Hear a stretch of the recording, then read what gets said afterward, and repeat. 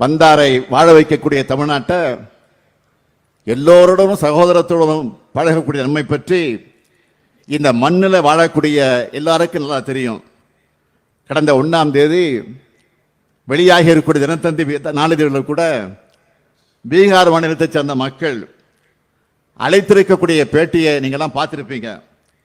அதெல்லாம் பார்க்கும்போது எனக்கே பெருமையாக இருக்கிறது.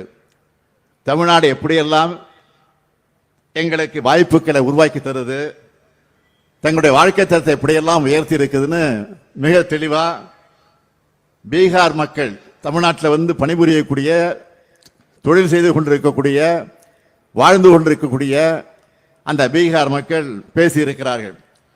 ஆனால் மாண்புமிகு பிரதமர் அவர்கள் பீகாரில் வாக்கரசியலுக்காக அங்கே போய் நாடகத்தை நடத்தியிருக்கிறார். நான் கேட்கிறேன், மாண்புமிகு பிரதமர் மோடி அவர்கள் பீகாரில் பேசின அதே கருத்தை இந்த தமிழ்நாட்டில் வந்து பேச முடியுமா? பேசுவதற்குரிய தைரியம் இருக்கிறதா என்ற கேள்வியைத்தான் நான் கேட்க விரும்புகிறேன்.